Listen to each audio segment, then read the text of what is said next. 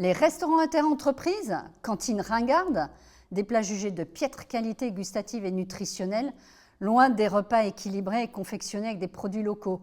Le repas sans saveur, ces alignements de table sous néon blafard, ces distributeurs géants de moutarde, le tout dans un bruit insupportable.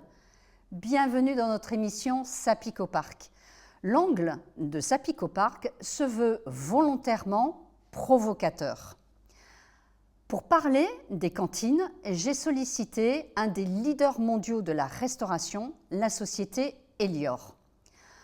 Mes invités sont Stéphane Lescaut, directeur régional chez Elior, et Emmanuel Parchap, directeur de secteur. Et nous allons voir s'ils vont nous donner envie de retourner à la cantine. Comptez sur moi en tout cas pour les mettre à table.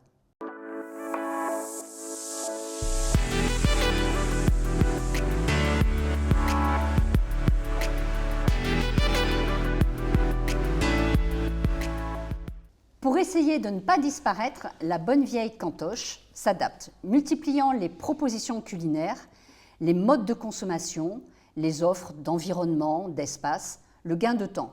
Est-ce bien vrai? Difficile de faire table rase des clichés sur la cantine et le poisson racorni ou la viande se mêle sur un lit de pâtes trop cuites ou d'endives amères. Bonjour Stéphane, bonjour Emmanuel. Merci d'avoir accepté mon invitation. Alors, pour commencer, une grande interrogation. On va rentrer dans le vif du sujet tout de suite. Souvent décriée, la cantine cristallise particulièrement les mécontentements. Comme ça, vous ne pourrez pas me dire le contraire. Parce qu'elle occupe, alors certains disent parce qu'elle occupe une place importante dans le quotidien des salariés en termes de temporalité, parce qu'elle scinde en deux la journée, mais aussi au regard des interactions sociales qu'elle provoque et du temps de pause, de détente qu'elle représente. Pourquoi la cantine cristallise tous ces mécontentements? C'est à cause de cette place importante ou il y a d'autres raisons? Bonjour Véronique, merci de nous recevoir aujourd'hui pour effectivement faire un focus sur la restauration sociale collective. Tu commences fort, ça pique fort dès le départ. Ça pique fort. Exactement, ça pique fort. J'ai envie de te répondre plusieurs choses. Est-ce que déjà le mécontentement n'est pas un mal franco-français? Ça, c'est une véritable question que je me pose. Oh, elle est facile. Facile, mais peut-être réaliste, proche de la réalité. Oui, bien évidemment, la pause déjeuner est un moment de liberté, de bien-être pour le convive qui a envie de passer un bon moment. Et il se retrouve potentiellement, effectivement, dans un univers, il y a la queue, il y a de la fumée, etc. Donc forcément, à un moment donné… Tu reconnais qu'il y a la queue, qu'il y a la fumée? Il y avait la queue. Il y avait la queue, la fumée. Et aujourd'hui, plein de solutions sont mises en œuvre, et on en parlera tout à l'heure, bien évidemment, pour éviter ce type de phénomène. Après, encore une fois, les temps de pause déjeuner se sont aussi restreints, se sont raccourcis. Donc le convive, il a envie de passer un moment donné dans un court moment. Et parfois, il y a des irritants dans la restauration sociale collective qu'on gomme de plus en plus et qui disparaissent et qui font qu'aujourd'hui, on se retrouve dans une restauration, je dirais, de bien-être. Mais si tu prends la restauration commerciale, tu es capable aussi de faire la queue dans ce type de restauration commerciale. Donc, c'est aussi un phénomène que nous vivons au quotidien. Mais en tout état de cause, dans notre métier de la restauration sociale collective, notre objectif, c'est d'enlever tous ces irritants. En plus, c'est vrai que le Français est très attaché à sa gastronomie, au fait de manger. C'est vrai qu'on est les seuls un peu en Europe à prendre autant de temps, on va dire, pour déjeuner. Exactement. Alors, en général, lorsqu'on évoque les cantines, on a tendance à se focaliser sur le contenu des assiettes, la qualité nutritionnelle des repas servis, et ça de plus en plus. Il n'y a pas que le contenu des assiettes aujourd'hui. Quelles sont les exigences en dehors de l'assiette? Non, effectivement, tu as raison d'évoquer ce sujet parce que le contenu était important. Aujourd'hui, le contenant le devient aussi. Quand on parle de contenant, on parle d'environnement du restaurant, d'espace de modularité, etc.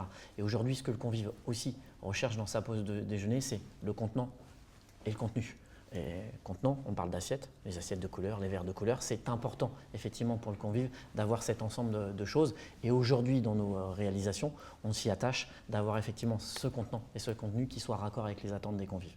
C'est une demande forte de la part des convives, des clients, d'avoir des espaces qui se modulent, qui sont différents, avec des couleurs différentes, tout à fait, des tailles différentes. Là, je rejoins tout à fait Stéphane aussi. On a Avec nos équipes opérationnelles, quand on organise nos espaces, on a des espaces qui sont plus petits, plus confidentiels pour 2-3 personnes, et des espaces qui sont beaucoup plus larges pour organiser des événements, des réunions. Alors un peu moins en ce moment effectivement, mais oui, effectivement, il y a différentes modularités. Ce n'est pas la grande cantine comme on a connu dans les années 80, c'est maintenant des lieux très modernes, comme on peut retrouver en restauration commerciale, avec effectivement différentes modularités possibles. Oui, puis avec des hauteurs, comme j'ai pu le voir, un peu différentes. Avec des hauteurs aussi. Tu vois, Véronique, la décoration qu'on a là aujourd'hui, tu peux la retrouver dans une cantine de demain. Chiche, je t'amène quand tu m'inviteras. Ouais. Bon, et si nous parlions un peu de l'assiette, donc est-ce que nous sommes loin du poisson racorni dont j'ai parlé, ou la viande semelle sur un lit de pâte trop cuite ou d'endive amère?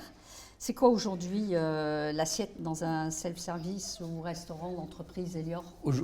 Aujourd'hui, l'assiette, nous, on a effectivement trois engagements qui sont un sur la partie fête maison, culinaire, une production qui est préparée par nos chefs. Donc c'est pas le surgelé qu'on décongèle, c'est pas la boîte de conserve qu'on ouvre. Et c'est vrai que par respect pour nos équipes qui font vraiment un gros travail en amont de production, d'organisation, surtout dans ces moments qui sont compliqués, on continue à avoir une production faite maison et tous les matins préparée par nos équipes. Donc on attache beaucoup d'importance effectivement à la réalisation, mais aussi ça va être à la partie nutritionnelle pour faire dans nos plans menus des plans qui soient en accord avec l'ensemble des attentes de nos convives, parce qu'ils sont de plus en plus exigeants. Et puis enfin, la troisième chose, c'est que ce soit vraiment une cuisine qui soit identifiée, dans laquelle on n'a pas l'impression de manger tout le temps la même chose. Donc on a vraiment des plats marqués et qui changent régulièrement au fil des saisons. C'est qui fait les menus, Stéphane ? C'est qui fait les menus? C'est toi ou non? Non, c'est effectivement notre direction marketing qui crée les menus en centrale, mais après le chef a toute l'autonomie pour réaliser effectivement en fonction de son contexte dans chaque site. Exactement, il a une autonomie pour faire aussi ses menus adaptés au site. Mais tu vois, la question que tu as posée précédemment, elle n'est pas innocente parce qu'elle est de notre responsabilité en termes de communication. Si tu nous poses la question du surgelé ou pas surgelé, c'est que nous ne sommes pas en capacité. Et ça, c'est un vrai travail qu'on réalise depuis des années, avec aussi des outils digitaux, de la com digitale, de la com de proximité, pour montrer que la cuisine, elle est faite sur place par des chefs, par nos chefs, avec une large autonomie dans le choix des produits, etc. Parce que je crois qu'on a tous été un peu marqués par les cantoches scolaires que nos différentes générations ont connues. Donc c'est vrai, l'endive amère, c'est pas par hasard si j'ai sorti l'endive amère, parce qu'on a tous le souvenir d'endive amère ou de choses qui n'ont pas de goût, ou qui ont des goûts, excuse-moi, qui sont loin des goûts qu'on connaît quand c'est fait maison. Donc toi, tu es en train de me dire que, en effet, vous avez des menus qui viennent du siège, mais chaque chef a l'autonomie. Produit local. Avec des produits locaux? En fonction, encore une fois, des contrats qui sont négociés, bien évidemment, avec les convives, avec les RIE, les gestionnaires, etc. Mais vous avez des contrats où vous avez 20, 30, 40% de bio, de local, de circuit court, etc. Bien évidemment, ça dépend aussi des attentes. Vous avez des convives qui ne sont pas sur ces attentes produits, d'autres qui y sont, mais aujourd'hui, on entame même une démarche, on en parlera peut-être tout à l'heure, de créer des partenariats locaux sur chaque région. Donc le bassin d'emploi de l'Île-de-France fera partie d'un local et on ira chercher des producteurs locaux et on s'engagera avec effectivement le Covid d'aller chercher ces produits chez tel producteur. Et juste pour compléter, on a nos équipes opérationnelles maintenant qui ont accès dans leur base de données, dans leur base de commandes, d'avoir une visualisation d'où vient le produit et si effectivement c'est identifié comme un produit local pour permettre d'avoir plus simplement accès à ces produits pour l'ensemble de nos convives. Et de mettre ça en avant. Et de mettre ça en avant. Est-ce qu'on impose encore le circuit obligatoire, la queue leu-leu? Ça, c'est la grande question. On est sur son plateau, c'est couvert. Ensuite, je prends mon entrée. Ah tiens, il y a à nouveau la queue. Ah tiens, après, vers quoi je me dirige? Là encore, on a beaucoup travaillé, nous en amont, et on a réorganisé nos espaces quand on les rénove et quand on aménage pour faire des îlots qui nous permettent d'avoir différents stands et de diversifier les différents choix pour permettre justement de limiter les files Oui, d'accord, mais enfin, écoute, excuse-moi, même si tu te répartis, au bout d'un moment, moment, tu arrives à un endroit qui s'appelle la caisse, Oui. donc Et dans où là, la- tu retrouves la queue leu-leu. Oui, mais tu as tout à fait raison. Vous Et ne c'est- sentez pas de ce système de mais plateau, je comptabilise C'est là où on a plateau maintenant nos caisses qui sont en auto-encaissement, où le convive arrive avec son plateau, il prend simplement, il se met sous une bande reconnaissante, il y a une photo qui est prise et ensuite on facture son plateau de manière à ce qu'il n'y ait pas de temps d'attente. Donc on est capable de multiplier à l'instant T par 2, par 4 notre nombre de caisses, ce qui fluidifie le passage au niveau. Alors justement, vous me revenez à un cliché encore dans la tête où on a tous vécu la personne qui te sert avec la grosse louche. Tiens, voilà, monsieur le client, une grosse louche de purée. Comment sont formatées aujourd'hui, comment sont peut-être formées les équipes justement par rapport aux convives? Est-ce que c'est bon souvenir de Cantoche? Non, après c'est un vrai sujet qu'on a aujourd'hui et qu'on traite maintenant depuis quelques années, qui est pour moi l'ADN du service client. On fait un métier de prestataire de service. Oui, on est restaurateur, mais on fait un métier de prestataire de service. Qu'est-ce qui fera la différence dans nos prestations? C'est l'homme avec un grand H. Et effectivement, nos équipes sont formées depuis maintenant quelques mois à l'ADN Service Elior, où notre collaborateur doit créer, comme dans la restauration commerciale, et doit se positionner, de se mettre au niveau du convive qui vient chercher. Donc c'est un vrai travail avec des vidéos ludiques, des formations qui sont dispensées auprès de nos collaborateurs sur ce thème-là. Alors, on y navigue entre les stands du maraîcher. Je vais reprendre un peu ce que tu disais tout à l'heure, du poissonnier, du boucher, de la trattoria, du pâtissier, dans une ambiance de hall alimentaire. Des alignements de cagettes de fruits accentuent le trait. Devant les fours, des messieurs en toque découpent la viande, disposent les gâteaux, rassurent, cuisine maison, messieurs, dames. Tel est le message subliminal. Que penses-tu de ces propos, Stéphane ? Moi, je pense que c'est encore ce que le convive recherche. Et cette restauration, elle doit continuer à exister. Par contre, elle doit évoluer. Est-ce que tu es en train de dire que, en fait, vous n'êtes pas dans une position de vendeur qu'on peut retrouver sur les marchés qui interpelle le client? Vous n'êtes pas dans cette notion, en fait, je te sers. C'est plus que ça. C'est plus que ça aujourd'hui. Aujourd'hui, bien évidemment, pour moi, un chef de cuisine dans un de nos restaurants, il doit être au milieu de la zone de distribution et il doit vendre ses produits. Aujourd'hui, c'est un vrai travail qu'on pratique au niveau de nos équipes pour faire en sorte qu'effectivement, le convive, nous lui fassions choisir ce qu'il va déjeuner. Aujourd'hui, ce n'est pas le cas. Aujourd'hui, il arrive devant un écran. Bon, qu'est-ce que je prends? Aujourd'hui, on devrait être en capacité, et c'est ce qu'on fait avec nos équipes, c'est tout le travail qu'on mène, de vendre le produit, de ce qu'on peut faire manger et ce qu'on veut faire manger à nos convives. C'est un vrai sujet chez nous. Et pas de le conseiller. Quand je dis ça, c'est le conseiller. C'est le conseil, bien évidemment. Alors, les applis, on vient de parler un peu des applis maison comme Time Chef pour Elior, le salarié. Bon, il ne faut pas se cacher quand même, il devient un profil richement renseigné. Donc, éventuellement revendu aux marques? Non, il y a un aspect confidentialité qui a été maintenu, notamment avec la CNIL. Là-dessus, on a eu toute une démarche. Vous imaginez bien qu'on ne peut pas se permettre de faire n'importe quoi. Donc non, il y a une protection qui est assurée à l'ensemble de nos convives sur l'utilisation des données. Pourquoi avoir développé d'ailleurs cette application? Tout à l'heure, tu parlais de parcours. Nous, on ne parle plus de parcours, on parle d'expérience convive. D'accord. Notre souhait, notre objectif, c'est de faire vivre une expérience aux convives quand ils rentrent dans notre restaurant. Donc ce n'est pas une marche en avant comme on a connu. Non, je pense que c'est fini, entre guillemets. Et l'application digitale Time Chef fait partie de cette expérience convive. La caisse en reconnaissance visuelle dont parlait Emmanuel tout à l'heure en fait aussi partie. C'est aujourd'hui le service à table en fait partie, le click and collect en fait partie. C'est tous ces éléments nouveaux qui doivent faire vivre cette nouvelle expérience aux convives.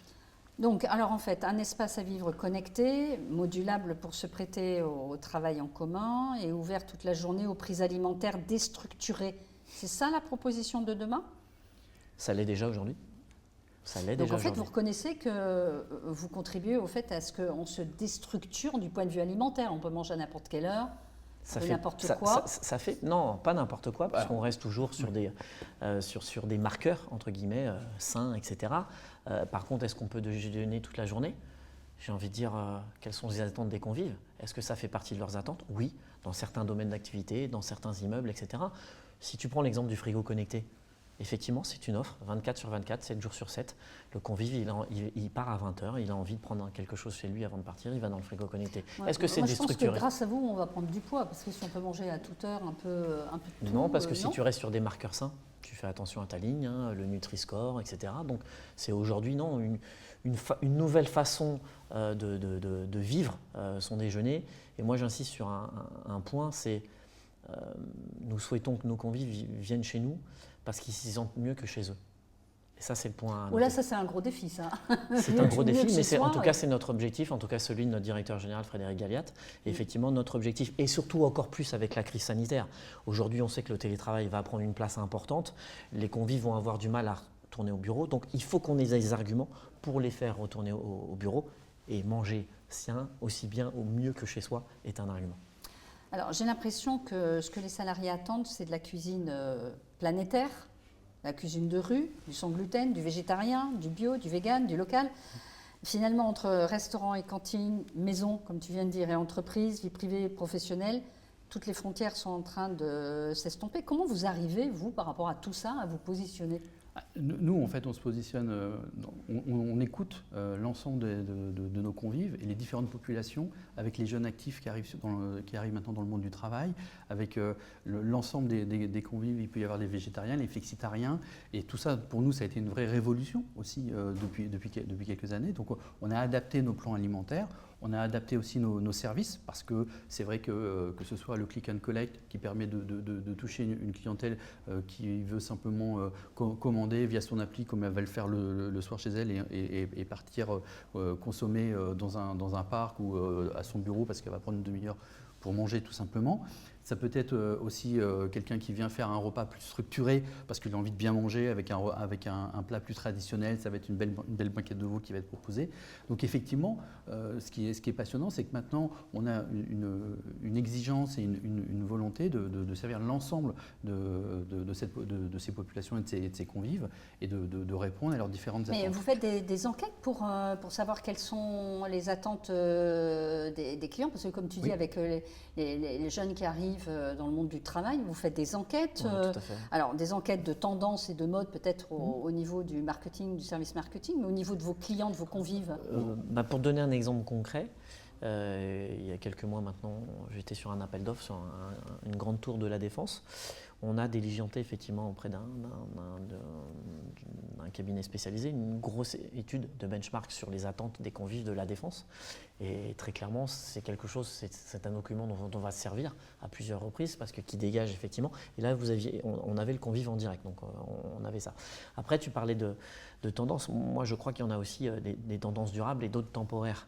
Donc, c'est tout notre travail, c'est de dire, OK, celles qui sont durables, celles qu'a évoqué effectivement Emmanuel tout à l'heure, et celles qui seront temporaires. Et on préfère effectivement privilégier les durables, forcément, et d'avoir effectivement potentiellement plutôt une richesse de variété que de se focusser sur peut-être une tendance du moment qui ne va pas durer. Donc ça, c'est un vrai choix d'avoir une carte plus large et de répondre à l'ensemble des attentes et ne pas répondre, OK, aujourd'hui, enfin, entre guillemets, pendant X mois, ça sera que du burger et pas du burger. Non, il n'y a pas que du burger dans la vie. Donc ça, c'est un vrai sujet chez nous, pouvoir s'adapter tout au fil de l'eau. Oui, mais enfin, parfois, quand tu ne suis pas les tendances, c'est là que justement, on te remet l'étiquette, les ringards de la cantine, très attachés à leur tradition, ils ne sont pas capables de se mettre au goût du jour. Ouais, non, mais après, moi, j'invite effectivement tous les convives, tous les décideurs à venir effectivement déjeuner dans nos cantines, nos cantoches maintenant, et on y retrouve effectivement toutes les tendances actuelles, le burger, la street food, le vegan, le végétarien, etc. etc. Aujourd'hui, ça fait partie de notre quotidien, entre guillemets, d'atteindre ces cibles-là. D'accord. Le rituel de la pause déjeuner résiste encore et toujours en France. Sandwich, écran anglo-saxon, bon, c'est pas trop notre truc en France. Mais néanmoins, le temps se réduit. Une demi-heure à la louche contre 1h30 il y a 20 ans. Ouais. Et demain ? Demain, c'est 10 minutes, c'est un quart d'heure. Comment vous arrivez à vous adapter à ce temps de pause qui se réduit, sans parler en effet du sandwich écran, très anglo-saxon. Le français est attaché en effet au fait de se mettre à table, mais comment vous vous arrivez à vous adapter sur, on parlait des attentes culinaires, mais aussi des attentes en termes de temps, en termes de gain de temps. Oui. On l'a évoqué tout à l'heure par différentes actions de service. Ça veut dire le click and collect, ça permet de précommander son plat, mais ce n'est pas que le sandwich, hein. Ça peut être aussi un plat qui est préparé au restaurant d'entreprise où on va commander son plat mijoté, on va le chercher, on a justement un accès privilégié pour aller le chercher directement et ensuite on passe en caisse où pour le coup, on a une caisse automatique, donc on se facture directement et on monte dans son bureau ou on va dans un parc, comme je le disais tout à l'heure, on va gagner un quart d'heure. Alors le gain de temps, ça peut être le drive aussi, vous y pensez?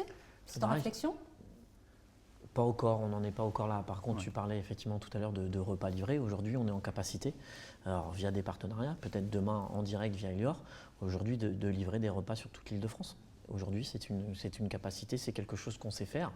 Je dis souvent que la crise nous a obligés à créer de nouvelles opportunités. Et la crise du Covid nous a fait accélérer sur des sujets sur lesquels on travaille. C'est-à-dire, qu'est-ce que tu es en train de me dire? Tu es en train de me dire, je suis salarié d'une entreprise, j'avais l'habitude d'aller déjeuner dans le RIE, le restaurant interentreprise qui était juste à côté. Là, je me retrouve en télétravail, mais je veux continuer à bénéficier du service de mon restaurant interentreprise. Alors, vous pouvez me livrer? Oui, dans un Alors, il ne faut pas que travailler dans le 95, j'habite dans le sud de Paris quand même. Il y a deux sujets en fait. Le premier sujet aujourd'hui qu'on a souhaité travailler, c'est le télétravail, effectivement. Comment on continue effectivement à alimenter, entre guillemets, les convives en télétravail. Aujourd'hui, on a créé un partenariat avec une start-up qui aujourd'hui livre les repas sur toute l'Île-de-France. Mais demain, l'idée, si tu vois venir, c'est que ces repas soient fabriqués par Elior, qui partent d'un point central et qui soient en capacité de livrer, etc. Après, est-ce que demain, le RIE du Vert-Galant sera en capacité de livrer? Pourquoi pas? Oui, c'est une volonté à un moment donné, mais on y va étape par étape. Le premier objectif, c'était continuer à alimenter nos convives en télétravail, quelque chose qui se développe, le télétravail. Mais demain, bien évidemment, des RIE seront en capacité de livrer. Alors peut-être que la logistique, le dernier kilomètre, ça ne sera pas Elior, mais un partenaire. Mais en tout cas, la production sera réalisée par nos restaurants, bien évidemment. Alors j'aimerais bien vous lire un extrait d'un article que j'ai trouvé dans le journal Le Monde. Un plat sans gluten et le téléphone se met à vibrer. Plateau en main, le salarié s'arrête devant un flanc d'aubergine surmonté d'une étiquette intelligente. Son choix est fait. Un collègue encore assis devant son écran reçoit lui aussi une notification. L'un de ses plats préférés, précédemment liké, figure au menu. Mon Dieu! Il peut vérifier sur l'appli de son restaurant d'entreprise si l'affluence est forte ou s'il est temps de s'y rendre. Quelles sont les autres recettes proposées, leur composition nutritionnelle, les éventuels allergènes. Il peut réserver sa quiche au saumon pour plus tard, avec retrait au comptoir, ou même prévoir de l'emporter le soir chez lui.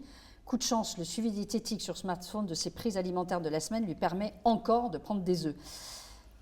C'est ça la cantine d'entreprise aujourd'hui? C'est déjà ça. Il y a déjà ça.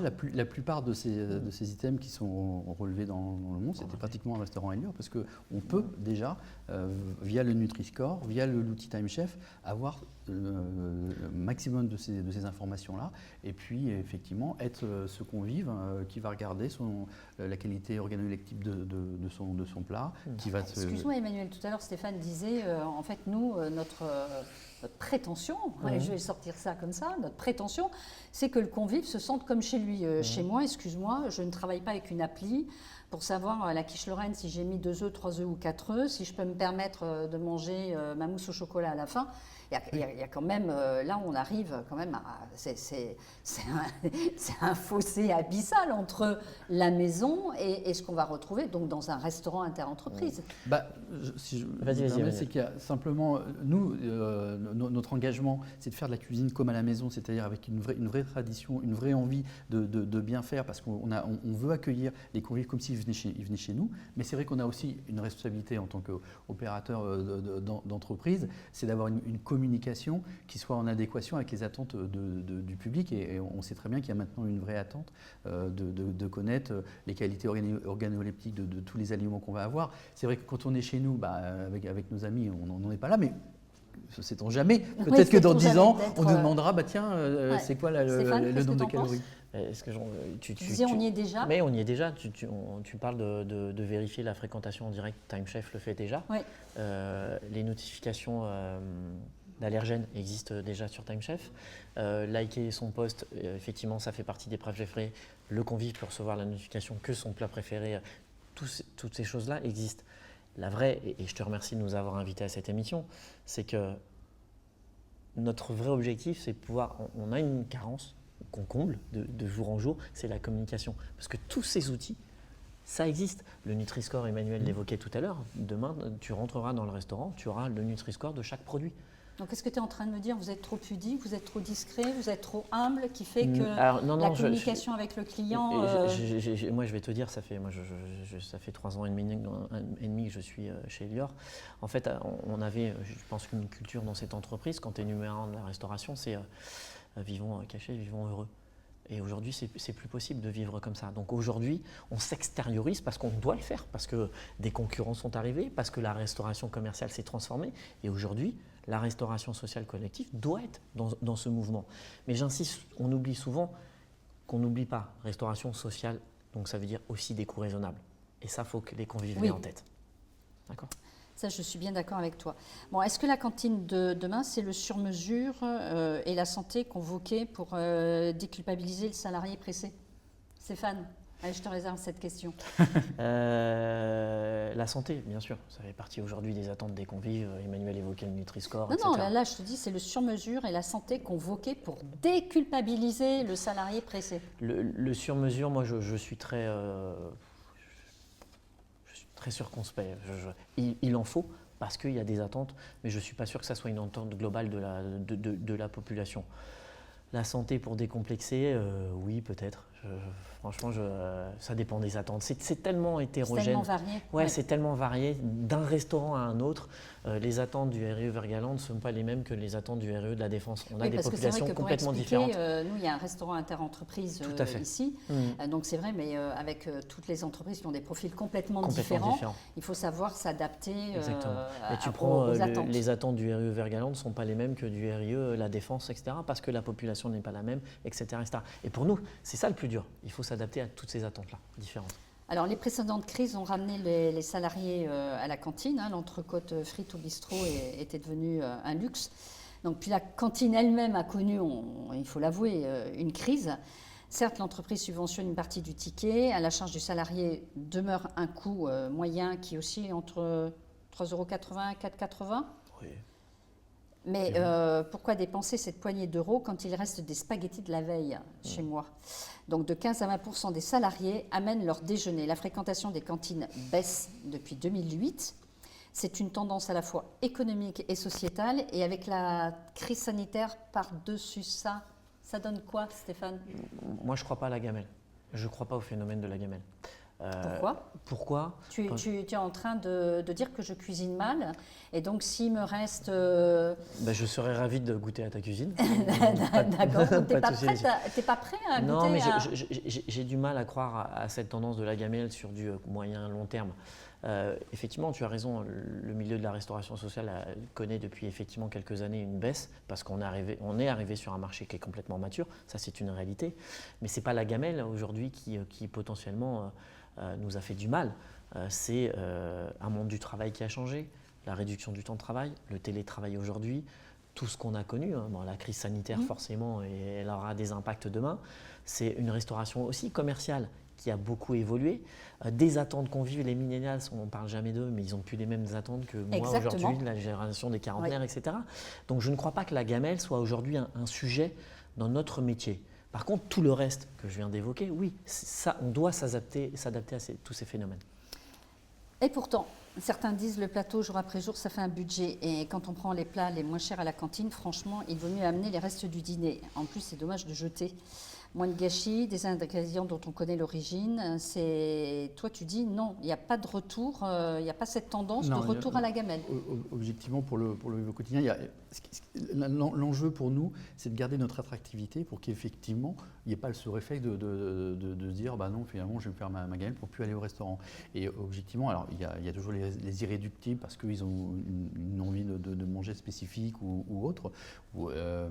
Mais nous, dans notre restaurant, on veut avoir une attractivité qui permet de garder tous les jours une variété et d'avoir tous les jours une offre qui soit renouvelée et qui permette aussi je le disais tout à l'heure, en termes de communication, de rassurer les convives, parce qu'il peut y avoir aussi maintenant de nouvelles attentes sur la valeur énergétique de tel ou tel produit, ou alors sur les flexitariens, les végétariens, qui ont besoin et qui ont envie de trouver régulièrement une offre végétarienne qui soit de qualité. Et c'est là aussi, nous, notre enjeu, notre remise en cause et tout le travail que l'on fait au quotidien pour travailler sur les plans. Pourtant, l'impression qu'on a vu comme ça de l'extérieur aussi, ou quand on regarde Time Chef, les différents menus, il y a des termes quand même que l'on voit pas. On ne voit pas inscrit, comme c'est en ce moment la mode, les bowls, on ne voit pas inscrit ce genre de tendance. Alors toi, tu dis oui, les tendances risquent de passer, on ne s'accroche pas trop au phénomène de mode. Mais n'empêche, si tu parles des millennials, je suis désolée, ils sont beaucoup plus attirés vers les systèmes de bowls aujourd'hui avec différentes compositions. Bien sûr, que le steak frites. Non mais complètement, mais encore une fois, ça va dépendre de ton contexte de restaurant. Et aujourd'hui, nous sommes capables de t'amener avec Emmanuel sur des restaurants où les Boda Bowls sont mis en place, etc. Parce que tu as aussi une population sur ce restaurant qui est captive pour ce type. Et tu as des restaurants, entre guillemets, plus traditionnels qui sont steak frites, entrecôte frites, etc. Donc c'est aussi ça notre adaptation. Après, rien ne nous empêche effectivement d'avoir cette variété et de pouvoir toucher l'ensemble. Est-ce que vous n'avez pas un rôle, vous, à jouer, d'éduquer des moustilles, les papilles, justement des convives, et de les amener vers autre chose? Et de leur faire découvrir d'autres plats. Mais on le fait sur quelques plats internationaux ou alors sur des saveurs plus spécifiques qu'on va amener, que ça va être le curcuma ou des choses un peu plus particulières. Donc oui, ça, on le fait déjà dans les plans de menu, mais je voulais aussi revenir par rapport au risque qu'on avait sur la pandémie, le risque de perdre de clients. Moi, ce que je vois, et j'en suis agréablement surpris d'ailleurs sur l'ensemble des restaurants qu'on réouvert ou qu'on maintient en ouverture, c'est qu'il y a un vrai restaurant, souhait. Faut-il le préciser, inter-entreprise. Inter-entreprise, bien sûr. Voilà. Mais je sens un vrai souhait de garder un lien social et de plutôt d'être satisfait de pouvoir se retrouver à un moment donné pour être dans le partage et dans l'échange. Alors, attention messieurs à vos réponses. Donc, vous nous jurez, vous nous promettez que dans les cuisines, tous les produits sont frais, préparés, transformés sur place? Alors tout dépend le cahier des charges. Sans une hésitation là. Non, mais après, préparer sur place, etc. Oui, voilà. Frais, ça va dépendre effectivement du cahier de grammage lié au restaurant, etc. Tu as des produits surgelés, on le sait, etc. Mais par contre, ils vont être labellisés. Si on prend le poisson il peut être surgelé, mais MSC, etc. etc. Donc frais, je ne sais pas quelle est la connotation qu'on peut y mettre derrière. Par contre, est-ce que tous les plats sont préparés sur place? Oui, ils sont préparés sur place. Ça, c'est clair. C'est une méthode beaucoup moins chère que l'achat des plats industriels de transformer sur place? Finalement, pour vous, ça serait vachement plus facile de Sauf que Véronique, je crois qu'on est restaurateur avant toute chose. Ouais. D'accord. Notre métier, c'est bien de transformer, c'est bien de préparer sur place. Alors, la cantine n'efface pas tous les problèmes sociaux, mais elle peut aider à apaiser les tensions, comme elle peut mettre de l'huile sur le feu. Qu'est-ce que tu en penses, Stéphane? Ouais, c'est un mélange de tout ça, je suis assez d'accord, effectivement, c'est encore une fois la cantine, c'est un moment, on passe avec ses collègues, on se marre, on vient déjeuner, etc. Et à un moment donné, oui, on n'est pas satisfait de son repas, forcément ça cristallise quelque chose. Après, encore une fois, à nous de transformer ce moment uniquement en un moment de bien-être et d'être chez soi pendant 1 heure, pendant 45 minutes et de croire qu'on est chez soi. C'est notre objectif aujourd'hui, très clairement. Alors pour terminer, c'est quoi la cantine de demain ? Ce sont des petits cachets de couleurs différentes qu'on va manger encore plus rapidement. C'est le goût, le goût, l'envie justement de partager, de consommer, de découvrir et de passer un bon moment, alors qu'il soit long ou moins long, mais le goût, l'envie et l'instant. Je crois qu'il faut, il faut inscrire la restauration sociale collective pour demain dans une logique de service en fait. Peut-être que le restaurant demain social collectif ne sera plus qu'un restaurant, qu'un self, mais tout un tas d'ensemble de services dont le convive pourra se servir. Avec plusieurs points de restauration à des endroits exactement, différents. Mouvant, temporaire, service à table, etc. 24/24. Aujourd'hui, notre vision, c'est celle-ci. Il n'y a pas une zone de distribution, il y a une salle à manger, mais il y a aussi plein d'endroits pour déjeuner avec effectivement des thèmes différents qu'on peut effectivement faire évoluer tout au long de l'année, quoi. Alors pour conclure, si tu avais un seul message à faire passer à ceux qui seraient encore réticents de venir à la cantine, tu leur dirais quoi? Vas-y, Emmanuel. Non, mais je C'est Emmanuel, c'est Non, Emmanuel je qui répond. Je compléterai. Allez Emmanuel, un message pour convaincre. On cuisine sur place, on vous attend, on a envie de vous faire plaisir. Toi, c'est vraiment, on sent cette notion tout le temps de faire plaisir. Bien sûr, parce que c'est notre métier premier, c'est d'accueillir, de faire à manger, d'accueillir des convives, et c'est vraiment ce qui doit nous animer, ce qui doit animer nos équipes. Et toi, Stéphane? Bon, je compléterai, je rajouterai un élément qui est important, parce que souvent on l'oublie, on reste de la restauration sociale collective. Aujourd'hui, qui est capable dans la vie de tous les jours vous faire déjeuner pour 4 €? Sain, équilibré, bon, etc. Je ne sais pas. Par contre, si, on sait le faire chez Elior. Et ça, pour moi, c'est un vrai message. Et peut-être chez soi? Je ne sais pas. Je ne cuisine pas. Oui. Non, j'y crois pas. Mais en tout cas, merci à vous deux, merci Emmanuel, merci, Merci à toi, Stéphane Merci, de cet échange, on va dire un peu pimenté par moment. J'espère que vous m'en voulez pas trop. Non, très bien. En tout cas, merci à la régie. Quant à nous, nous nous retrouvons pour un prochain numéro de Sapico Parc. D'ici là, likez, commentez, partagez, prenez soin de vous. Et retourner finalement à la cantine.